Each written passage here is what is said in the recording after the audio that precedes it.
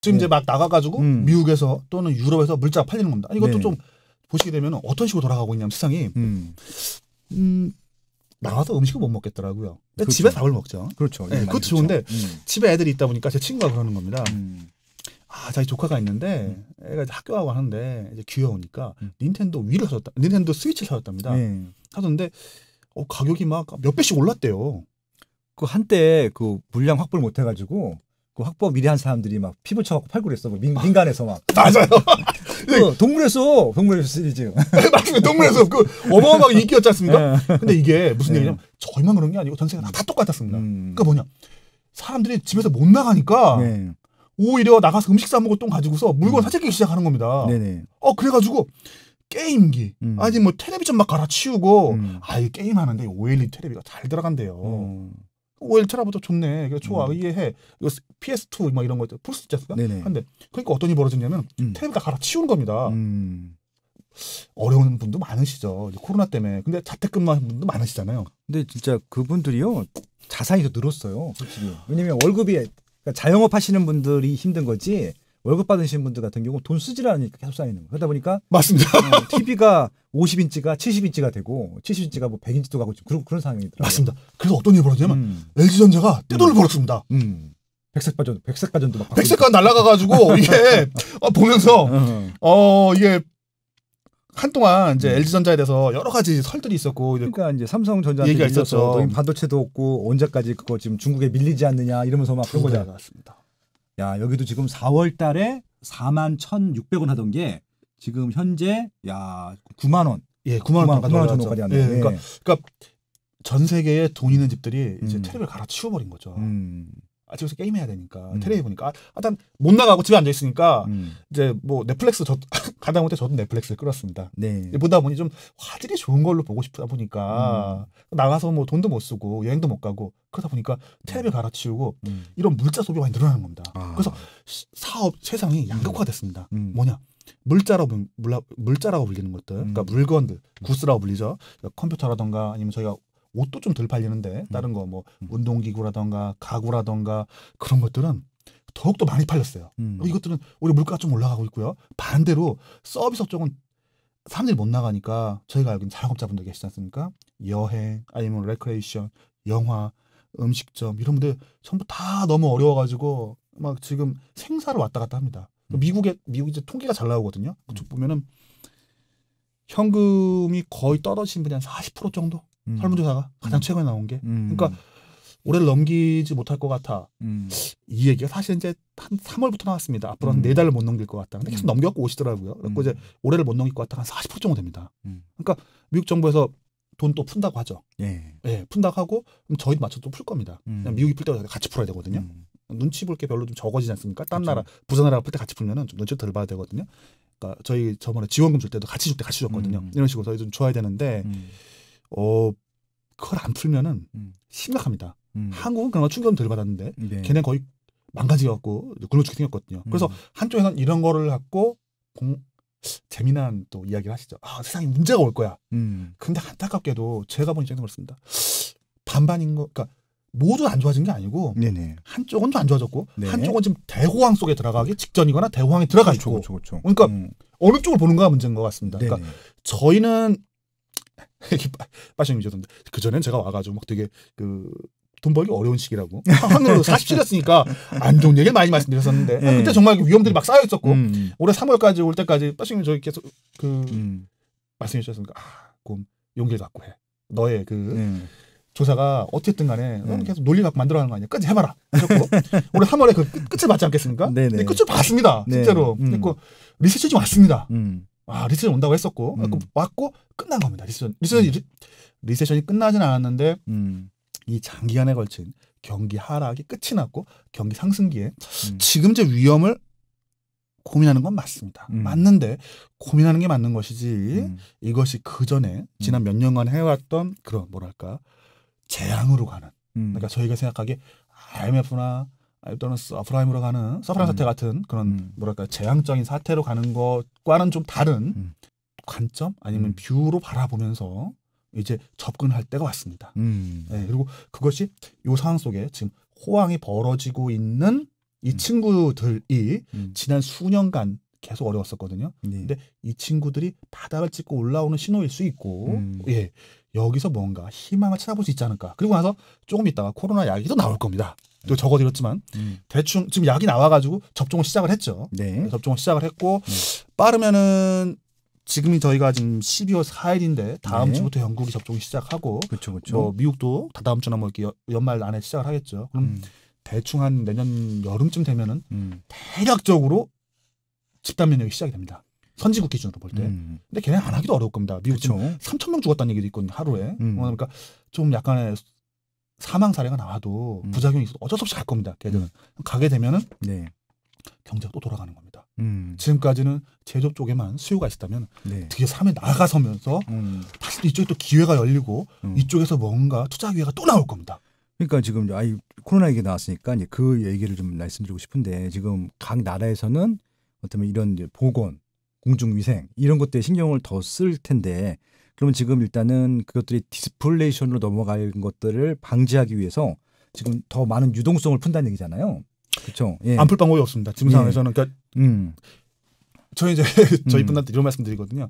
너무 좀 죄송한데 저희가 미국 기준으로 설명을 많이 드리는데 왜냐면 이제 전 세계가 요청에 썼던 책, 핑크패널 같이 썼던 책, 그 부동산 투자 사이클의 근본 가정은 전 세계가 동일한 사이클로 같이 움직여가는 경향이 강해진다라는 가정하에 쓰였습니다. 네. 이건 뭐 저변적으로 이제 인정이 되는 내용이니까요. 특히 이제 자산시장 중에 주식시장은 거의 99%, 98% 이렇게 같이 갑니다. 네네. 네, 그렇게 하기 때문에 미국 상황을 측정을 하면은 다른 나라도 비슷하게 간다고 보면 되겠습니다. 미국이 어제 막 5% 빠졌다. 그럼 우리 5% 빠지는 거고 얘네가 5% 올랐다. 그럼 우리 5% 못 올라도 한 3%나 2% 세면 우리도 5% 올 수 있습니다. 이런 식으로 같이 한 경향이 있기 때문에 미국만 보면 되거든요. 그리고 미국 친구들 입장에서는 지금 한 3,500만 명에서 4,500만 명 정도가 자식을 위해서 부모가 밥을 굶는답니다.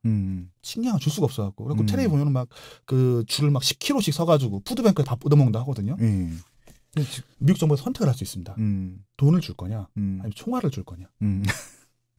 걔는 총이 많이 팔렸죠. 그래서 저희가 좀 종목을 말해도 되나요? 네, 말씀해도 되죠. 총알을 줄 거냐 이게 웃으면서 하지만 미국 애들은 되게 심각하게 바라보거든요. 그래갖고 총알이 많이 수출했습니다. 한국에서. 수출이 많이 했어요. 수출이. 총알은 누가 수출해요? 풍산이죠. 풍산, 동파이프? 아닙니다. 얘는 원래 한국의 제3병기차인가 제2조병창인가가 회사로 바뀐 거예요. 그래갖고 얘들이 미군에 원래 납품을 해왔었어요. 한국이 세계 인류 제품이 많아요. 그중에 하나가 총알입니다. 말을 안 해도 그렇지. 저희가 민간이 안 써서 그런데 미군한테 이거 갖고서 막 총질해요. 그리고 이거 미국에 막 수출을 많이 해요. 그래갖고 얘들이 총알을 많이 샀어요. 총도 많이 팔리고요. 그렇구나. 여자분들이 총을 많이 샀어요. 미국에서. 얘 어떤 얘기를 할지 모르니까. 그러니까 미치겠다. 돈을 주거나 총알을 주거나 둘 중에 하나 줘야 되는 상황이 된 거예요. 그러니까 선택을 뭘 할 거냐. 트럼프 대통령은 돈을 줬습니다. 그럼 바이든은 이분은 선거전을 봤지만 흑인들이 와가지고 와 했단 말이에요. 이분들이 원하는 거는 총알이 아니죠. 돈이에요. 줄 거예요. 줘야 돼요. 그리고 나서 그런 다음에 그러니까 초기에 뭐 도덕적 해이도 있고 뭐도 있게 하겠죠. 근데 그게 문제가 아니고 지금 지나고 있는데 또 생기겠지만 그런 건 문제가 아닙니다. 일단은 얘들 어떻게 살리고 나서 살려야 되니까. 살리고 나서 그 다음번에 뭐 어떻게 좀 정상으로 가동해야 되겠죠. 근데 아직 못 살아났어요. 아직도 한 2,500만 명에서 2,000만 명 정도가 실제로 정부의 지원을 받으면서 간신히 이미 연명을 하고 있습니다. 근데 지금 이제 그 옆에 뜨는 생각이 지금 뭐 화이자니 뭐 다른 또 지금 러시아 같은 경우도 이제 뭐 3차까지 통과해서 스푸트니크 하는데 지금 아까도 말씀하신 집단 감염이든 아니면 백신이 나와서 좀 치료가 되든 아니면 집단 면역이나 뭐 하든 만약에 상황이 좀 좋아지게 되면 그러면 유동성을 줄이나요? 그러니까 과거에 그게 제일 무서운 거죠. 그러니까 저희가 재정 보수주의자라고 부르는데 아직은 이제 튀어나오지 않습니다. 왜냐하면 사람들이 막 지금 때로 죽고 있기 때문에 차마 나와서 여기서 이제 돈 줄였단 말을 못 합니다. 근데 뭐 경기가 조금 좋아지면 걔들이 발로 나오기 시작할 겁니다. 나와서 뭐라고 하냐면 보통 이제 예상되는 게 두 분류가 있습니다. 미국의 이제 공화당 쪽에 티파티라고 불렸던 옛날에는 근데 지금 이제 무슨 탈을 쓰고 나올지 모릅니다. 얘네하고 또 하나는 이제 유럽 쪽에 분데스방크 독일 쪽 애들 중심 애들이 있습니다. 분데스방크 중심으로 한 재정 보수주의자들인데 얘들은 헌법에다가 그 재정 지출 그러니까 적자를 갖다 팍 막는 걸 다 박아놓습니다. 네. 그리고 티파티는 거의 목숨을 걸죠. 왜냐하면 이제 세금을 걷어갔거든요. 네. 그러니까 지출을 많이 하면 돈을 나눠주면 가난한 사람들 먹여 살리면은 정부에서 돈을 많이 쓰니까 결국은 세금도 올릴 거 아니야, 니네. 그러니 이거는 안 돼. 이렇게 하면 미국이 소비에트화 되는 거야. 공산화돼 하면서 소비에트 미국이냐 막 이러면 난리쳤었거든요, 전에. 그러니까 또 나설 겁니다. 근데 아직은 사람이 때로 상하고 있기 때문에. 네. 차마 나서지 못하고 있다고 저는 봅니다. 그리고 시간이 지나면 결국 얘들이 나설 것이고 나서서 아마도 이분들도 한 50% 정도는 항상 지지를 받아요. 그러니까 중간에 50%는 아니고 한 45%, 45% 양쪽에 이제 45%가 있고, 그러니까 돈 풀자 쪽 한 45%, 안 풀자 쪽 45%가 있고 한 중간에 10% 정도 왔다 갔다 할 겁니다. 어느 나라랑 비슷비슷합니다. 진보하고 보수 이렇게 부르기도 하고 재정 보수주의자, 재정 뭐 완화주의자 이렇게 볼 수도 있겠는데요. 이분들이 좀 경제가 조금 좀 나아지면은 올라올 것이고 이분들이 이제 바로 하게 되면 유동성을 쪼이게 됩니다. 근데 이게 계속 반복이 돼요. 반복이 되고 그것이 좀 경기가 둔화될 때 나타나면 좀 더 충격이 크고 경기가 둔화되기 전에 나오면은 그분들 경기를 둔화시키게 되죠. 그러니까 약간 걱정되는 부분이긴 한데 네. 2021년도 그 최대 이제 걱정 중에 최대 걱정이니까 걱정 중에 하나죠. 아 얘들이 언제 이제 바로가 될 것이냐. 그렇죠, 그렇죠. 모릅니다 아직은. 왜냐면 이제 사람이 아직 상하고 있기 때문에. 근데 일단 집단 면역이 내년 여름에 완료가 되고 경기가 내년 하반기쯤에 완연하게 좋아진 게 눈에 보인다면 이분들이 나설 가능성이 있습니다. 근데 그 전까지는 아직은 사람이 상할 때는 유동성 주입을 줄이자는 얘기가 나오기 어려울 겁니다. 네. 실업이 눈에 보이게 확 줄어들기 전까지죠. 그럼 만약에 유동성을 줄이면 어떻게 되는 거예요? 그러면은 우리가 관심 가져야 될 분야 싹 바뀌나요? 어떻게 되는 건가요? 유동성 감소가 일어나게 되면은 고민을 좀 많이 해봐야 되겠죠. 전체적으로 자산 가격 전체에 영향이 주어질 겁니다. 네. 유동성을 줄인다고 해서 전체 부채량을 줄이는 건 아니고요. 신규로 공급되는 게 줄어들게 되는데요. 네. 은행이 제대로 이제 대출을 해줄 거냐. 그때 완전 이제 문제가 좀 다 해결이 돼가지고 그 부분을 좀 그때 봐야 되겠고요. 네. 과거의 사례를 돌아보게 되면 유동성 감소가 일어나게 되면 부채 청산이 일어나게 됩니다. 그러면 이제 부도가 많이 나게 되죠. 어쩔 수 없습니다. 이거는. 근데 그러니까 부도가 많이 나는 것과 시스템 위기는 다릅니다. 아 그럼 이게 그걸 좀 분리해야겠군요. 그러면 결국은 지금 유동성 때문에 부도날 회사들이 어떻게 보면 이제 유지가 되고 있었는데 유동성을 네. 끊는 순간 일단은 뭐 생존력이 강하거나 잘 나가는 기업들은 쭉 잘 나가겠지만 맞습니다. 이게 지원 때문에 유지됐던 기업들은 망할 수도 있겠네요. 그러니까 좀비 기업이라고 불리는 애들이 있겠죠. 그렇죠, 그렇죠. 얘들이 이제 한국에도 많이 있고요. 이제 미국에도 많이 있고 전 세계에 많습니다. 좀비 기업이 뭐냐면 이제 돈을 벌어갖고 이자도 못 내는 겁니다. 그렇죠, 그렇죠. 돈을 못 내게 돈을 빌려가지고 빌린 돈으로 또 이자를 내고 있는 거죠. 근데 이런 사람들이 생각보다 되게 많습니다. 지금 막 이 엉망진창 되면서 물건이 안 팔렸었고 이 서비스 업종은 다 어려움을 겪어서 멀쩡하던 회사들도 좀비 기업이 됐는데 이제 이게 경기가 살아나게 되면 이게 좀 해소가 되죠. 근데 정부에서 막아주던 부분이 사라지게 되니까 이런 친구들이 중에 실제로 이제 경쟁이 없는 친구들이 부도가 나고 부도가 나면 그 사람들한테 물건 사가던 사람들이 살아남은 회사 쪽으로 넘어갑니다. 그러면서 결국에는 조금 더 집중도가 강해지겠죠. 그래서 과점화가 더 일어나고 그러면서 사람들이 해고가 되고가 또 일어나게 될 겁니다. 후기로. 그러니까 저희가 서브프라임 사태 때도 보시게 되면은 서브프라임 그 와중에서 대규모로 해고나 뭐 이런 것이 일어나게 했는데 그 후에도 한 10년, 11년까지도 네. 계속 일어납니다. 근데 어쩔 수가 없습니다. 그러니까 그렇죠. 처음에 그때 빵 터졌을 때는 막아줬는데 계속 막을 수는 없거든요. 저희로 보면 저축은행 사태 기억나실 겁니다. 그렇죠, 그렇죠. 저축은행 사태가 이명박 대통령 때 이명박 대통령이 그건 잘했죠. 그러니까 그때 어떻게 막아줬습니다. 처음에는 막아주고 나서 뒤에 시간을 두고서 하나씩 정리를 했죠. 근데 그때 정리할 때 좀 경제는 나아지고 난 다음에 정리한 거거든요. 그 아예 서프라임 사태 때 안에서는 정리하면 안 되니까요. 그래서 하나씩 터트려가지고 다 정리를 했죠. 그러니까 그런 식으로 아마 이번에도 이게 끝나고 나면은 어떤 회사들은 뭐 큰 돈을 벌 회사도 있을 것이고 경기가 좋아지면서 사업에서 돈을 벌어주니까 그 좀비 기업을 벗어나는 회사도 있을 것이고 반대로는 아마 어느 정도 바뀌겠죠. 그 언택트라는 산업이 컸고 이쪽으로 시장이 넘어갔기도 했겠고 저희 뭐 어른들도 요즘에는 쿠팡으로 물건을 사시더라고요. 그렇죠. 어쩔 수 없습니다. 그러니까 일정 부분은 이제 자영업이나 아니면 이제 그 유통업이나 기존에 있던 택시 산업 중에 일부는 아마 사라지게 될 것입니다. 아니면 더 어려움을 겪게 될 것이고. 근데 기존 사업 중에 이제 사업 모델이 튼튼했던 것들은 더 돈을 벌고 살아날 거고요. 근데 유동성이 줄어들게 되면 말이 좀 돌아가게 되는데요. 결국에는 부도가 늘어나게 됩니다. 그리고 이게 대출 태도 강화라는 걸로 나타나게 될 겁니다. 대출 태도 강화. 예, 네. 은행 대출 태도 강화라는 것으로 나타나게 될 것이고요. 미국 쪽에서 이미 올라왔기 때문에 대출 태도 강화가 됐기 때문에 한국 쪽도 아마 순차적으로 강화가 될 겁니다.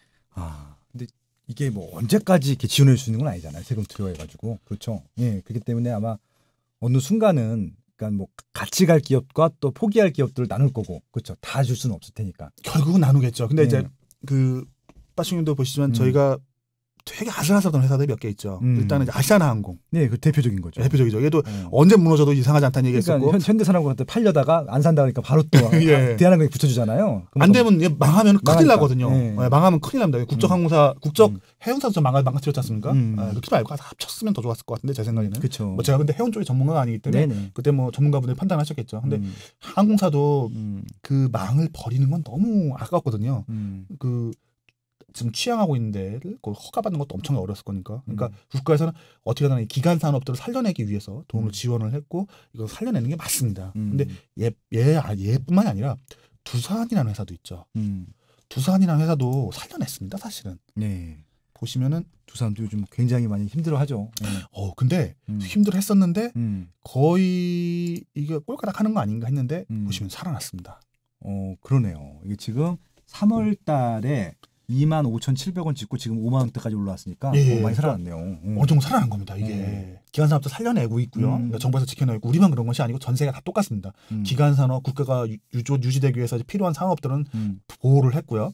나머지 다 보호할 수는 없다 보니까 나머지 것들은 부도를 내고 있습니다. 그렇겠네요. 결국은 이게들이 이제 어떻게 보면 이제 차별화가 되고 양극화가 되고 어떻게 좀 나눠야 될 것 같고 이게 부동산하고 똑같은 것 같아요. 예전에 그 대출을 정말 많이 해주던 시기는요. 뭐 좋은 아파트든 입지 좋은 아파트든 새 아파트든 헌 아파트든 다 올랐어. 근데 지금 대출을 줄이다 보니까 이게 다 오르는 게 아니라 새 아파트들만 올라요.